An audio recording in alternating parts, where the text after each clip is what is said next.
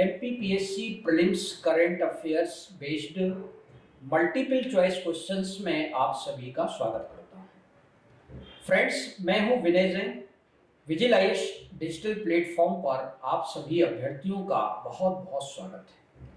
हम आज पुनः एमपीपीएससी को ध्यान में रखते हुए जो महत्वपूर्ण संभावित क्वेश्चन हैं उनकी एक श्रृंखला लेकर आए हैं। उसी में हम आज डिस्कस करेंगे एक एक प्रश्न को, साथ में हम उसका एक्सप्लेनेशन भी आपको बताएंगे। तो चलिए, सबसे पहला हमारा जो क्वेश्चन है, हु इज एंथनी अल्बनीज, यानी एंथनी अल्बनीज कौन है। विकल्प ए आपके सामने है, प्राइम मिनिस्टर ऑफ फिनलैंड। विकल्प B prime minister of Sweden. विकल्प C prime minister of New Zealand और विकल्प डी है प्राइम मिनिस्टर ऑफ ऑस्ट्रेलिया। अब फ्रेंड्स, आपको बताना है कि इन चार विकल्पों में से कौन सा विकल्प सही है। विकल्प आपके सामने स्क्रीन पर दिख रहे हैं, आप लोग देख पा रहे होंगे। चार में से आपको बताना है। आपको मालूम होगा हाल ही में एंथनी अल्बनीज ने भारत की यात्रा की और ये एक महत्वपूर्ण पर्सनालिटी है वैश्विक स्तर पर। इसलिए आपको अगर इनके बारे में जानकारी है तो आप निश्चित तौर पर इसका सही विकल्प बताएंगे। तो मैं यहाँ पर आपको आंसर बता देता हूं कि जो इसका जो आंसर है वो विकल्प डी सही है। कौन सा है? Prime minister of Australia. तो एंथनी अल्बनीज जो हैं वो ऑस्ट्रेलिया के प्रधानमंत्री हैं, यानी आपका विकल्प डी सही है। तो आप याद कर लीजिएगा, डी विकल्प। इनका जो पूरा नाम है और एंथनी अल्बनीज का, वो है एंथनी नॉर्मन अल्बनीज, है ना। और ये 8 से 11 मार्च के बीच भारत की यात्रा पर रहे, 3 दिवसीय यात्रा पर रहे ये। और ये ऑस्ट्रेलिया के 31 करेंट प्राइम मिनिस्टर हैं और ये 2022 से इस पद पर हैं। साथ में आपको मालूम होगा इनकी जो पार्टी है उसका नाम है ऑस्ट्रेलियन लेबर पार्टी। ये भी आपको याद रखना है। और ये मेंबर ऑफ पार्लियामेंट कहां से चुने गए हैं? तो ग्रैंडलर से ये सांसद। तो फ्रेंड्स, ये चर्चा थी आज हमारे विश्व में जो चर्चित व्यक्ति हैं, यानी पर्सन्स इन न्यूज। तो ये पहला प्रश्न हुआ, यानी एंथनी अल्बनीज जो हैं वो ऑस्ट्रेलिया के प्रधानमंत्री हैं और जो 8 से 11 मार्च के बीच भारत की यात्रा पर रहे। ठीक है। अब आता है दूसरा क्वेश्चन, है करंट अफेयर्स ज्योग्राफी से। क्वेश्चन है, मेरापी ज्वालामुखी किस देश में अवस्थित है, यानी Mount Merapi volcano is related to in which country, या रिलेटेड टू विच कंट्री, या Merapi volcano is located to which country. एक ही बात है। प्रश्न आपको समझ में आया? विकल्प ए है मलेशिया, विकल्प बी है फिजी, विकल्प सी है इंडोनेशिया और विकल्प डी है पापुआ न्यू गिनी। ये चार विकल्प आपके सामने हैं। ये ज्वालामुखी काफी चर्चा में रहा है। तो अब आपको इन चार विकल्पों में से एक सही विकल्प को चुनना है। तो इसका जो उत्तर सही है वो है इंडोनेशिया। क्या है? इंडोनेशिया, यानी सी विकल्प सही है। अब देखिए, इसका हम एक्सप्लेनेशन देखते हैं। आंसर पहले आप जान लीजिए, आंसर क्या है? सी विकल्प सही। तो इंडोनेशिया में है माउंट मेरापी ज्वालामुखी। ये जो ज्वालामुखी है वो एक्टिव वोल्केनो है, ये भी आप याद कर लीजिएगा। कैसा वोल्केनो है? सक्रिय ज्वालामुखी। कैसा ज्वालामुखी है? सक्रिय। आप जानते हैं ज्वालामुखी 3 प्रकार के होते हैं। एक्टिव वोल्केनो होते हैं और एक होते हैं डोरमेंट वोल्केनोस, जिन्हें हम कहते हैं प्रशुद्ध ज्वालामुखी। और तीसरे प्रकार के ज्वालामुखी वो होते हैं जिन्हें हम कहते हैं डेड वोल्केनोस या मृत ज्वालामुखी। तो ये ध्यान रखना है, ये किस कैटेगरी का ज्वालामुखी है? तो एक्टिव वोल्केनो। अब ये क्यों न्यूज में रहा है? तो 11 मार्च सैटरडे को इसमें विस्फोट हुआ, इसमें एरप्शन हुआ और इस एरप्शन के कारण 7 किलोमीटर ऊंचाई तक क्या हुआ? एक प्रकार का बादल बन गया धुआं, है ना। आप सोच के देखिएगा, 7 किलोमीटर। अगर आपसे ये पूछा जाए कि ये जो ज्वालामुखी है वो किस रिंग में आता है। आपने ज्वालामुखी का वितरण पढ़ा होगा तो उसमें आपने पढ़ा होगा। ओके, तो ये यहाँ पे याद रखना है आपको, ठीक है ना। तो ये जो ज्वालामुखी है वो पैसिफिक रिंग ऑफ फायर यानी प्रशांत महासागर का जो अग्नि वलय है वहां पर ये अवस्थित है, उसमें आता है, ये ध्यान रखना है। ये मध्य महाद्वीपीय पेटी में नहीं आता है, यानी मिड कॉन्टिनेंटल जो रिंग है उसमें ये नहीं आता। मेरा भी लास्ट वायलेंटली इरप्टेड इन 2010। पिछली बार इसका जो इरप्शन हुआ था वो कब हुआ था, 2010 में। तो ये भी आपको याद रखना है, ठीक है ना फ्रेंड्स। तो ये हुआ हमारा दूसरा प्रश्न।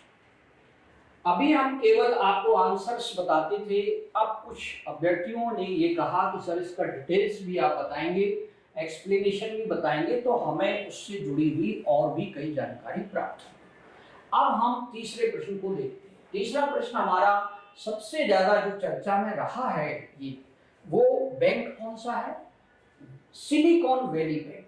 इसी पर हमने प्रश्न पूछा है, why Silicon Valley Bank in news, Silicon Valley Bank चर्चा में क्यों है। विकल्प आपके सामने है। विकल्प ए है फेल्यूर ऑन मार्च 10, 2023। बी विकल्प है लाइसेंस हैज बीन कैंसिल्ड। विकल्प सी है does not have adequate capital. D विकल्प है it does not comply with certain provisions of the bank. Hindi में बता देता हूं। विकल्प ए है 10 मार्च 2023 को इस बैंक को बंद कर दिया गया। विकल्प बी है इसका लाइसेंस रद्द कर दिया गया। विकल्प सी है कि इसके पास पर्याप्त पूंजी नहीं थी। और विकल्प डी है कि ये बैंकिंग सिस्टम के कुछ मानकों को पूरा नहीं करता था। तो इन चारों विकल्पों में से आपको एक विकल्प चुनना है। फटाफट आंसर कीजिएगा। तो मैं आपको यहाँ बता देता हूँ, इसका जो सही उत्तर है वो है ए। आइए अब इसका हम एक्सप्लेनेशन देखते हैं। इसका जो एक्सप्लेनेशन है वो आपको यहाँ पे लिखा हुआ है, आप देख रहे हैं कि 10 मार्च 2023 को ये बैंक फेल हो गया और इसको 24 घंटे के अंदर ही बंद कर दिया गया बिना किसी सूचना के। इससे जो बैंक के जो उपभोक्ता हैं, कंज्यूमर्स हैं, उनको काफी परेशानी। अब आपसे इस बैंक के बारे में पूछा जा सकता है, ये बैंक किस तरह का बैंक है। तो ध्यान रखिए, एक कॉमर्शियल बैंक, ओके, वाणिज्यिक बैंक है। इसका हेडक्वार्टर कहाँ है, तो सांता क्लारा कैलिफोर्निया में, ओके। और ये यूएसए का 16वां बड़ा बैंक है। कौन सा बड़ा बैंक है, 16। आपको मालूम होगा 2008 में यूएसए में सब प्राइम क्राइसिस आया था। उसके बाद ऐसा माना जा रहा है कि 2008 के बाद इस बैंक का फेल होना एक बहुत बड़ी घटना है। अब बात करते हैं हम कि इसे किसने डिक्लेयर किया, बंद करने की घोषणा किसने की। तो आपको मालूम होगा यहाँ पर जो इसको रेगुलेट करती है एजेंसी, उसका नाम है DFPI। अब DFPI का फुल फॉर्म आप जान लीजिएगा, California department of financial protection and innovation, ठीक है। तो इसने इसके चूंकि ये रेगुलेट करता है तो इसने इसके बंद होने की घोषणा की। The bank operated from offices in 13 countries and regions. इसका मतलब है कि इस बैंक के फेल होने से जो 13 देशों में इसकी शाखाएं हैं वो कहीं ना कहीं इससे प्रभावित होंगी, ठीक है ना। वो कहीं ना कहीं इससे क्या होंगी, प्रभावित होंगी। ये आपको याद रखना है फ्रेंड्स, राइट। अब हम बात करते हैं आगे। तो ये हमारा हुआ तीसरा प्रश्न। चौथा प्रश्न देखते हैं क्या है। चौथा प्रश्न है, वर्ल्ड्स लॉन्गेस्ट प्लेटफॉर्म इज, विश्व का सबसे लंबा प्लेटफॉर्म कौन है। विकल्प आपके सामने दिख ही रहे होंगे आपको। गोरखपुर स्टेशन है, विकल्प बी है हुबली स्टेशन, विकल्प सी है भुवनेश्वर स्टेशन और विकल्प डी है गुवाहाटी स्टेशन। आपको इनमें से 4 में से एक विकल्प चुनना है। अगर आप हमारे प्रधानमंत्री की गतिविधियों पर ध्यान देते होंगे तो आप इसको फटाक से बता देंगे। तो इसका जो सही उत्तर है, पहले वो बता देता हूँ, हुबली स्टेशन है और ये कहाँ पे आता है, ये आता है कर्नाटक, राइट। आइए अब हम इसका एक्सप्लेनेशन देखते हैं। इसका एक्सप्लेनेशन क्या है? विकल्प पहले तो आपको बी याद करना है कि हुबली जो है वो विश्व का सबसे बड़ा रेलवे प्लेटफॉर्म हो चुका है। World longest platform was dedicated to the nation by prime minister Narendra Modi on March 12 Sunday. तो यानी 12 मार्च को प्रधानमंत्री ने इसे राष्ट्र को समर्पित किया। पहले तो याद कर लें, प्लेटफॉर्म कहाँ आता है? श्री सिद्धारूढ़ा स्वामी जी हुबली स्टेशन में ये प्लेटफॉर्म आता है। ओके, तो स्टेशन का नाम भी आपको याद रखना है। ये स्टेशन कहाँ आता है? कर्नाटक। और किस रेलवे जोन में आता है? तो साउथ वेस्टर्न रेलवे जोन में आता है, यानी दक्षिणी पश्चिमी रेलवे जोन में ये आता है। इस स्टेशन ने 2 मार्च 2023 को Guinness Book of World Records में क्या बनाया था? रिकॉग्नाइज हुआ था as a longest railway globally, है ना। तो यानी इसके नाम एक बुक ऑफ वर्ल्ड रिकॉर्ड्स भी है और इसकी लंबाई आप जान लीजिएगा 1507 मीटर है, यानी लगभग ये मान लो 1.5 किलोमीटर लंबा प्लेटफॉर्म है। प्लेटफॉर्म की बात हो रही है, स्टेशन की बात नहीं हो रही है। स्टेशन का ही एक पार्ट होता है प्लेटफॉर्म। याद रखना है आपको। इसकी कॉस्टिंग आई है 20.1 करोड़ रुपए। ये भी आपको याद रखना चाहिए। तो यहां पर हमारा प्रश्न हुआ चौथा प्रश्न। अब हम आते हैं 5वें प्रश्न की तरफ। ये सभी प्रश्नों के उत्तर और व्याख्या आपको हमारे विजिल आईएएस इंदौर जो हमारा टेलीग्राम चैनल है उसमें पीडीएफ फॉर्म में भी हम अपलोड कर देते हैं। कभी अगर आप वीडियो नहीं भी देख पाते हैं तो वहां पर जाकर के आप इस प्रकार के प्रश्नों का अभ्यास कर सकते हैं। ओके, इसके अलावा आपको मैं बता दूं कि विजिल आईएएस के द्वारा 150 क्वेश्चंस पेपर्स का एक मेगा टेस्ट सीरीज चलाया जा रहा है ऑनलाइन मोड पर, और एक हमारा ऑफलाइन टेस्ट सीरीज है जिसमें 40 पेपर्स हैं। क्वेश्चंस का क्वालिटी आपके सामने ही है, एक्सप्लेनेशन किस तरह का होना चाहिए वो भी आपके सामने है, प्रश्न परीक्षा की दृष्टि से उपयुक्त हैं या नहीं हैं। अगर आपने पिछले वर्षों के पेपर्स को देखा होगा तो वो भी आपको समझ में आएगा। आप थोड़ा सा सुविधाजनक जो आपने जो सुविधाएं ले रखी हैं उससे थोड़ा बाहर आइए और चीज़ों को एक नए सिरे से पढ़िए और ये देखिए कि जो ट्रेंड आपका बदल रहा है उस ट्रेंड के अनुसार भी आपको टेस्ट सीरीज लगानी चाहिए। ओके, 5वां प्रश्न है शालिजा धामी कौन है? Who is Shaliza Dhami? विकल्प ए है स्क्वाड्रन लीडर, विकल्प बी है विंग कमांडर, विकल्प सी है कॉम्बैट पायलट और विकल्प डी है एयरक्राफ्ट पायलट। अब आपने इनके बारे में सुना तो होगा लेकिन विकल्प जो है वो काफी नजदीक हैं, इसलिए आपको विकल्प चुनने में निश्चित तौर पर कठिनाई हो सकता है इसमें से बहुत कम लोग जानते होंगे इनका जो रैंक है, पोस्ट है वो क्या है। तो ध्यान दीजिए, इनका जो धामी जो है अभी वो विंग कमांडर है ना। तो इसका विकल्प बी सही है, बी फॉर बॉम्बे। अब इसका एक्सप्लेनेशन देख लेते हैं। पहले तो आप यहाँ पे जानिए कि शालिजा धामी जो है वो विंग कमांडर है। ओके, अब इनके बारे में हम थोड़ा डिटेल्स में जानते हैं। First women IAF officer to command front line combat unit, western command, यानी जो हमारी पश्चिमी कमान है, यानी जो पाकिस्तान और चीन से लगने वाली हमारी कमान है, वहां पर भी एक अग्रिम जो पंक्ति है उसको वहां पे लीड कर रही है ना। ये बहुत बड़ी बात है। Group captain Shaliza Dhami has a long list of achievements. She is first women. अब ध्यान दीजिए यहाँ पे फर्स्ट याद करिए, फर्स्ट वीमेन फ्लाइंग इंस्ट्रक्टर, यानी ये वायुयान उड़ाने वाले लोगों के लिए इन्होंने प्रशिक्षण भी दिया है। दूसरा है Indian Air Force as well. She is also the first women officer to get a permanent commission in the IAF, यानी इंडियन एयरफोर्स में परमानेंट कमीशन प्राप्त करने वाली भी पहली महिला है। तो याद रखिएगा, किसी कमांड को लीड करने वाली पहली महिला, पहली इंस्ट्रक्टर फ्लाइंग ऑफिसर और इंडियन एयरफोर्स में परमानेंट कमीशन प्राप्त करने वाली पहली। ये 3 रिकॉर्ड्स इनके नाम हैं, ये सभी आपको याद रखना। अब हम बात करते हैं अगले प्रश्न। छठा प्रश्न हमारा है, first women official to command EME unit near China border is. चीन सीमा के पास ईएमई इकाई की कमान संभालने वाली पहली महिला अधिकारी है। अब ये ध्यान रखिएगा, यहाँ ये ईएमई है ना। तो ईएमई जो है वो क्या है, अभी हम इसका फुल फॉर्म देखेंगे। फिलहाल आपके सामने विकल्प ए है सालिता धामी, विकल्प बी है गीता राणा, विकल्प सी है अवनी चतुर्वेदी और विकल्प डी है शिवांगी सिंह।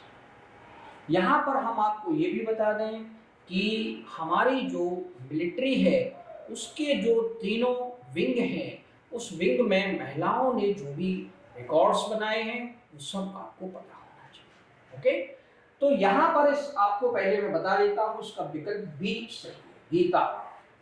अब देखिए इसको जान लेते हैं डिटेल्स में। आप पहले तो यहाँ देखें विकल्प बी आपका सही है, गीता राणा। अब यहाँ देखें Geeta Rana corps of electronics and mechanical engineers. Okay, EME का फुल फॉर्म याद कर लीजिए, electronics and mechanical engineers has become the first women officer to take command of an independent field, याद रखिएगा, independent field workshop remote location in eastern Ladakh, यानी ये पूर्वी लद्दाख में स्वतंत्र रूप से एक वर्कशॉप को लीड करती हैं। और करेंटली और यहाँ पे लद्दाख का जो ये इनका जहाँ पे वो कमांड करती हैं, वहां पर अभी वर्तमान में भारत और चीन के बीच में तनातनी का माहौल है। ठीक है, इस बीच में इनको ये जिम्मेदारी देना अपने आप में एक बड़ी बात है। किसको? गीता राणा जी। तो याद रखिए, है ना। अब नेक्स्ट क्वेश्चन है, प्रवर्तन निदेशालय है एक। अभी भारत सरकार की जो एजेंसी है ईडी इन्फोर्समेंट डायरेक्टरेट, वो सीबीआई से भी ज्यादा चर्चा में, तो इसीलिए मैंने इस पर एक प्रश्न पूछा। अब आपको बताना है कि प्रवर्तन निदेशालय है एक लॉ एनफोर्समेंट एजेंसी, यानी कानूनी प्रवर्तन करने वाली, कानून प्रवर्तन करने वाली एजेंसी, इकोनॉमिक इंटेलिजेंस एजेंसी यानी आर्थिक खुफिया एजेंसी है। तो आपको इन दोनों में से चुनना है विकल्प, कि विकल्प ए सही है यानी ओनली वन, विकल्प बी है ओनली टू, विकल्प सी है बोथ 1 and 2 और विकल्प डी है नन ऑफ दिस। तो 4 विकल्प आपके सामने हैं। तो यहाँ पर हम आपको बता दें कि इसमें सी विकल्प सही है, ये लॉ एनफोर्समेंट एजेंसी भी है और इकोनॉमिक इंटेलिजेंस एजेंसी भी है। आइए अब इसका हम डिटेल्स जानेंगे। देखिए, पहले तो आपको याद रखना है कि ये दोनों है ना, लॉ एनफोर्समेंट एजेंसी भी है और इकोनॉमिक इंटेलिजेंस एजेंसी भी है। अब इसके बारे में जानते हैं। इसके अंतर्गत जो डील करती है एजेंसी स्पेशल फिस्कल लॉस, है ना, किस किस को, यानी फेमा और पीएमएलए को ये डील करती है। पीएमएलए का फुल फॉर्म क्या है? Prevention of money laundering act, जिसे हम एक प्रकार से सामान्य भाषा में मनी लॉन्ड्रिंग कानून कहते हैं। और पहला है हमारा FEMA, foreign exchange management act. तो इन दो को ये डील करती है। वर्तमान में जो डायरेक्टर हैं इन्फोर्समेंट के, उनका नाम है संजय कुमार मिश्रा। ये आप याद कर लीजिए, ये आपसे पूछा जा सकता। तो ये हुआ हमारा एक प्रश्न। अब आता है आठवां प्रश्न, साहित्य अकादमी के अध्यक्ष चुने गए। विकल्प ए है रंगनाथ पठारे, विकल्प बी है माधव कौशिक, विकल्प सी है मल्लपुरम वेंकटेश और विकल्प डी है चंद्रशेखर कंबार। तो देखिए यहाँ पर जो अध्यक्ष चुने गए हैं उसका विकल्प सही है माधव कौशिक। माधव कौशिक के पहले जो साहित्य अकादमी के अध्यक्ष थे वो थे चंद्रशेखर कंबार। आइए अब हम इसका डिटेल्स देख लेते हैं। साहित्य अकादमी के अध्यक्ष चुने गए कौन? माधव कौशिक। लिखा देखो यहाँ पे, तो माधव कौशिक विकल्प बी सही है। पहले तो आप विकल्प देख लीजिए यहाँ पे। तो माधव कौशिक जो है उनकी एक प्रसिद्ध रचना है दो। पहला उनका काव्य है बहुत प्रसिद्ध सुनो राधिका, है ना, और दूसरा है उनका बाल गीत खिलौने माटी, ये काफी लोकप्रिय है। दूसरी बात है कि माधव कौशिक जो है वो हिंदी कविता और गजलों के लिए जाने जाते हैं, ये भी आपको याद रखना है। 11 मार्च को अध्यक्ष पद के लिए चुनाव हुए थे। इस चुनाव में 3 कंटेस्टेंट थे, जिसमें से सबसे ज्यादा वोट मिला माधव कौशिक को। ओके, 97 सदस्यों ने इसमें मतदान किया था, जिसमें से इन्हें सर्वाधिक मत प्राप्त हुए। इस प्रकार से ये नए अध्यक्ष चुने गए। इसके पहले अकादमी के जो अध्यक्ष थे वो थे चंद्रशेखर कंबार, ये भी आप याद कर लीजिए। ओके, तो ये हुआ हमारा 8वां प्रश्न। अब है हमारा 9वां प्रश्न। भारत और जापान के वायु युद्धाभ्यास वीर गार्जियन 2023 में किस एक महिला लड़ाकू पायलट ने भाग लिया? Which one women fighter pilot participated India Japan Air Combat Exercise Veer guardian 2023? आपके सामने विकल्प है। ए मोहना सिंह जितरवाल, विकल्प बी भावना कंठ, विकल्प सी अवनी चतुर्वेदी, विकल्प डी शिवानी सिंह। 4 में से एक विकल्प आपको सही चुनना है। तो फ्रेंड इसका सही उत्तर है अवनी चतुर्वेदी। अवनी चतुर्वेदी जी के बारे में आप लोग क्या जानते हैं, आइए देखते हैं। अवनी चतुर्वेदी जो है हमारे वो इंडियन एयरफोर्स से हैं, पहली बात। दूसरी बात, ये फाइटर पायलट हैं और इन्होंने जो ज्वाइंट एक्सरसाइज थी IAF और JASDF की, JASDF का फुल फॉर्म है Japan air self defence force. तो ये बायलैटरल एयर एक्सरसाइज था जिसमें अवनी चतुर्वेदी ने भाग लिया था। ये जो आपका एक्सरसाइज था ये 26 जनवरी 2023 को कंप्लीट हुआ। ये हमारे मध्य प्रदेश के लिए गौरव की बात है। ठीक, तो आपको अगर अपडेटेड नॉलेज है तो आप मध्य प्रदेश को भी इसमें शामिल करें। नेशनल इंटरनेशनल लेवल पर मध्य प्रदेश की महिलाएं भी धूम मचा रही हैं। अब हम बात करते हैं अंतिम प्रश्न। 100% ब्रॉड गेज नेटवर्क को विद्युतीकृत करने वाला पहला रेलवे जोन है, यानी which one first railway zone to achieve the 100% broad gauge network electrification? विकल्प ए है सेंट्रल जोन यानी मध्य रेलवे, विकल्प बी है वेस्टर्न रेलवे यानी पश्चिमी रेलवे, विकल्प सी है नॉर्दर्न रेलवे और विकल्प डी है ईस्टर्न रेलवे। तो इसका सही विकल्प है आपका वो है सेंट्रल रेलवे यानी ए। देखिए अब इसका डिटेल्स देख लेते हैं। सॉरी, इसका विकल्प बी सही है पश्चिमी रेलवे। पश्चिमी जो रेलवे है आप देखेंगे, सॉरी यहाँ पे गलत लिख दिया है, इसको आप सही कर लें। सेंट्रल रेलवे है, ये गलती से हो गया, इसको आप सुधार करें। तो यहां पर आप सेंट्रल रेलवे, तो सेंट्रल रेलवे ने एक उपलब्धि हासिल की। ओके, तो सेंट्रल रेलवे अब सभी ब्रॉड गेज मार्गों पर पूरी तरह से विद्युतीकृत हो गया है। ठीक है, यानी 100% ब्रॉड गेज इलेक्ट्रिफिकेशन हो गया है और ये 5,204 लाख टन कार्बन फुटप्रिंट जो है इससे कम होगा, क्योंकि आप जानते हैं 2030 तक भारत ने एक टारगेट फिक्स किया है। उस टारगेट को अचीव करने के लिए हमारी जो सरकार है वो कार्बन एमिशन को कम से कम कर रही है ना। तो इससे क्या होगा, कार्बन एमिशन कम होगा, जिससे 1670 करोड़ रुपए की बचत भी होगी। तो broad gauge 100% broad gauge network का इलेक्ट्रिफिकेशन करने वाला हमारा जो रेलवे जोन है वो है सेंट्रल रेलवे जोन। तो आपको इसको याद रखिएगा। तो ये प्रश्नों की हमारी जो श्रृंखला है उसका डिस्कशन है वो यहीं समाप्त होता है फ्रेंड्स। अगले वीडियो में हम पुनः इसी प्रकार के प्रश्नों को लेकर फिर आपके साथ एक बार डिस्कशन करेंगे। तब तक के लिए हमें अनुमति दीजिए। धन्यवाद।